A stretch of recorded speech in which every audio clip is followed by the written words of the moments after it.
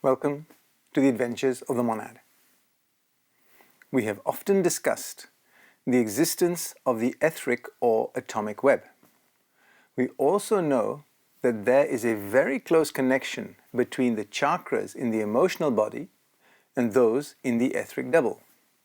Between these two sets of centers and interpenetrating them in a manner not easy to describe, there is a web or sheath composed of a single layer of physical atoms, closely woven, very compressed, and permeated with a special variety of prana.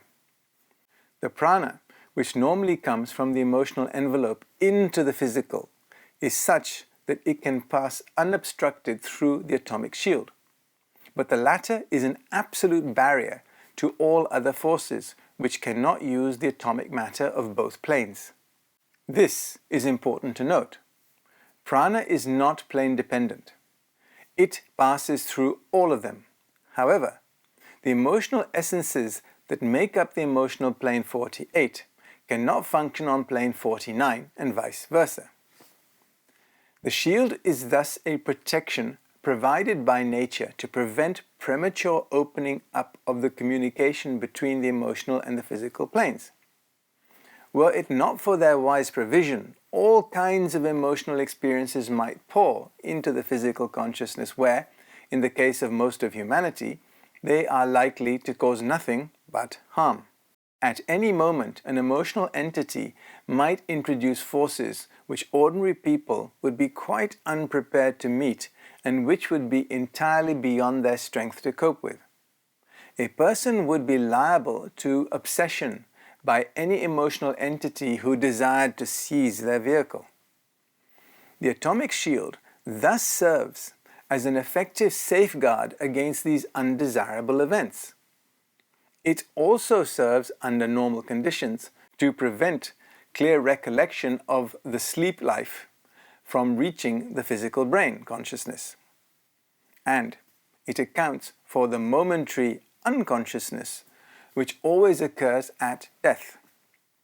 Occasionally, the returning emotional body succeeds in making a momentary impression on the etheric double and dense body, so that when the body awakes, there is a touch of vivid memory. These usually quickly vanish.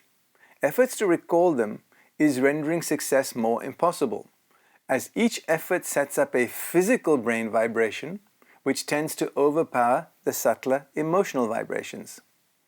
This is why you should record your memories immediately. It is clear, therefore, that any injury to the shield is a serious disaster. Such injury may occur in several ways. Any emotional shock or a strong emotion of an evil character, which produces a kind of explosion in the emotional body, may produce such an effect, tearing apart the delicate web and driving the person mad. A terrible fright may also do this, or an outburst of anger. Obsessive meditation for periods of longer than 30 minutes may also injure the web and throw open the doors which nature intended to keep closed. Certain drugs, notably alcohol and all the narcotics, of which tobacco is one, contain matter which on breaking up volatilizes, some of it passing from the physical to the emotional state. Students of nutrition, especially those who have studied the effect of toxins, will be interested to learn that even tea and coffee contains the classes of materials described, though in quantities so small that only after a considerable overconsumption of them would they affect someone. When this takes place, these constituents rush out through the chakras in the direction opposite to that of which they are intended, and after doing this repeatedly, they injure and finally destroy the delicate web. There are only two ways in which the web's deterioration or destruction may be brought about. This is related to the type of person concerned and the proportion of varying constituents of their etheric and emotional bodies. In the first type, the rush of volatilizing matter burns away the web and thus breaks down nature's barrier. In the second, The volatile constituents harden the atom, checking and crippling its pulsation so that it can no longer carry the special form of prana, which wells it into the web. The web thus becomes ossified, so that instead of too much prana passing through from one plane to another, we have very little of any kind coming through. The two types are readily recognizable. In the former case, we have instances of delirium, obsession, and certain forms of insanity. In the latter, which is, by the way, the far more common, we notice a general deadening of the higher feelings and qualities, resulting in materialism, brutality, animalism, and loss of self-control. It is well known that those who indulge excessively in narcotics, such as tobacco, will persist in their self-indulgence even at the expense of the pain or discomfort of their neighbors. Their finer susceptibilities have to that extent become blunted. If the web lets in prana and you are stopping this happening, you are not receiving vitalizing energy. This exacerbates the chances of getting cancer. As the consciousness of the ordinary person cannot normally use the molecular matter, either physical 49.2-4 or emotional 48.2-7, there is normally no possibility of conscious communication between the two planes. As, however, a person purifies their vehicle, they become able to function in the subplanes of molecular matter and then are able to carry their consciousness along a direct road from one molecular sublevel to another.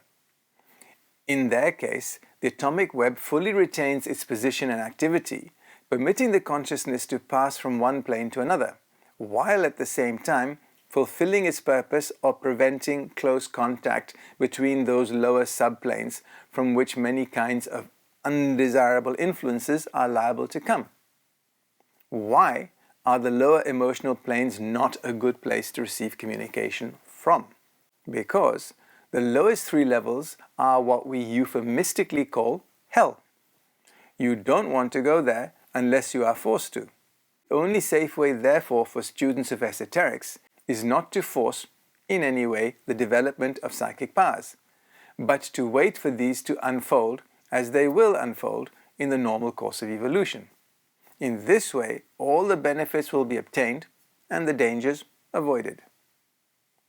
Now, let us study the etheric envelope and its connection with the birth and death of the physical body. Those who have studied the mechanism of reincarnation will be familiar with the fact that, in the case of the etheric body, a factor comes into play which does not operate in the case of the emotional or mental bodies. The etheric double is built in advance for the incoming persona by a deva, which is the joint thought form of the four deva rajas, each of whom presides over one of the four etheric subplanes of physical matter, 49.1-4. The primary business of these building devas is to construct the etheric mold into which the physical particles of the new baby's body are to be built. This body is built under the restrictions placed on the devas by the lords of karma and destiny. This has been discussed in previous presentations in some detail. The form and color of these elements vary depending on the monad who is incarnating. At first, the devas accurately express in shape and size the infant body it has to build. Clairvoyants sometimes see their doll-like figures hovering about and afterwards within the body of the mother. They occasionally mistake it for the soul of the incoming baby instead of the mold of its physical body. As soon as the fetus has grown to the size of the mold or template and is ready for birth, the form of the next stage is unfolded. This includes the size, shape, and condition of the body that will develop. As the devas responsible for developing the template have retired, all further growth of the body is under the control of the persona itself, or, to be precise, the devas that control this process. This happens when the life thread is connected at birth. It should be noted that the persona, along with its deva helpers, build its etheric envelope, which merges with the envelope built by the devas that grow the fetus. The deva's colors largely represent the qualities required in the body it has to build, and its form is also usually that destined for it. As soon as its work is done, there is no power left to hold together its particles, and the tertiary atoms of the mold disintegrate. In determining the quality of etheric matter to be used in building the etheric body, we have two things to consider. First, the type of matter regarded from the point of view of the 7 rays or vertical divisions, and secondly, the quality of the matter regarded from the point of view of its coarseness or fineness, or horizontal divisions, 49 2 to 4. The former, the ray type, is determined by the physical permanent atom, which has the type and subtype impressed upon it by the monad. The latter is determined by the past karma of the person, the building devas being charged with the production of the type of physical body suited to the person's requirements. The deva consists of that portion of the parabdha, karma, of the individual, which is to express itself in the physical body. Parabdha refers to the past thoughts, feelings, and actions of the monad. The selection made by the building deva depends, for example, whether the body will be naturally clever or stupid, placid or irritable, energetic or lethargic, sensitive or unresponsive. The potentialities of hereditary are latent in the maternal ovum and the paternal sperm, and from these the devas make their selection according to the requirements of the case. Although the deva is in charge of the body from inception, the persona only comes into contact with their future habitation later, sometimes just before physical birth. If the characteristics the deva has to impose are few, it is able to withdraw entirely and leave the persona in full control of the body. Where, however, much time is required to develop the limitations needed, the deva may retain its position until the body is 7 years old. Etheric matter for the infant is taken from the body of the mother. Hence the importance of the mother supplying her body with only the purest materials. Unless the deva is charged with some special development in the way of features such as unusual beauty or the reverse, the principal agency at work in their direction will be the thoughts of the mother and the thought forms that float around her. The new emotional body comes into connection with the etheric double at a very early stage and exercises considerable influence over its formation. The mental body also working through it, influencing the organization of the nervous system. We have looked at the etheric envelope as it relates to the birth of the monad. In the next presentation, we will look at what happens upon the death of the physical body. Thank you.